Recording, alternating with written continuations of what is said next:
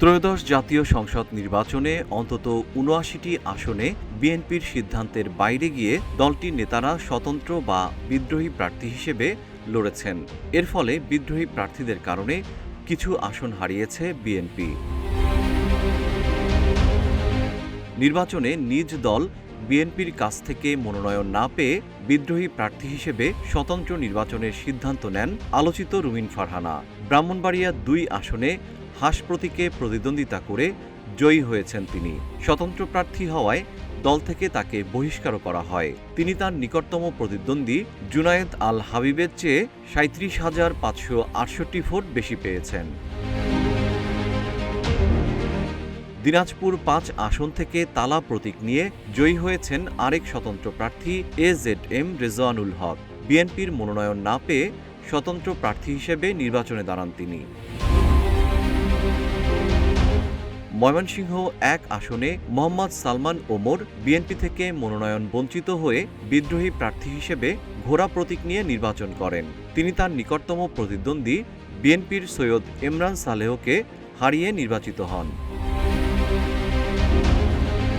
কিশোরগঞ্জ ৫ আসনে শুরুতে বিএনপির মনোনয়ন পান শেখ মুজিবুর রহমান ইকবাল। পরে চূড়ান্তভাবে ধানের শীষ দেওয়া হয় সৈয়দ এহসানুল হুদাকে। তবে হাঁস প্রতীক নিয়ে স্বতন্ত্র প্রার্থী হিসেবে জয়ী হয়েছেন শেখ মুজিবুর রহমান ইকবাল। কুমিল্লা ৭ আসনে জয়ী হয়েছেন কলস প্রতীক নিয়ে নির্বাচন করা স্বতন্ত্র প্রার্থী আতিকুল আলম। তিনি উপজেলা বিএনপির সভাপতি ছিলেন, কিন্তু এলডিবির মহাসচিব রেদওয়ান আহমেদ বিএনপিতে যোগ দিয়ে ধানের শীষ পান। মনোনয়ন না পেয়ে আলম বিদ্রোহী প্রার্থী হিসেবে স্বতন্ত্র ভোটে দাঁড়ালে দল থেকে তাকে বহিষ্কার করা হয়। চিংড়ি প্রতীক নিয়ে চাঁদপুর ৪ আসন থেকে জয়ী হয়েছেন স্বতন্ত্র প্রার্থী মোহাম্মদ আব্দুল হান্নান।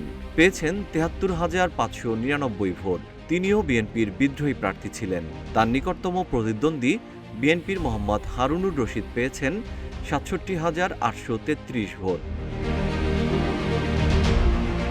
টাঙ্গাইল ৩ আসনে মোটরসাইকেল প্রতীক নিয়ে বিজয়ী হয়েছেন বিএনপির বিদ্রোহী ও স্বতন্ত্র প্রার্থী মোহাম্মদ লুৎফুর রহমান খান আজাদ। তিনি পেয়েছেন ১,০৭,৯০১ ভোট। তার নিকটতম প্রতিদ্বন্দ্বী বিএনপির এস.এম. ওবায়দুল হক পেয়েছেন ৮২,৭৬৯ ভোট।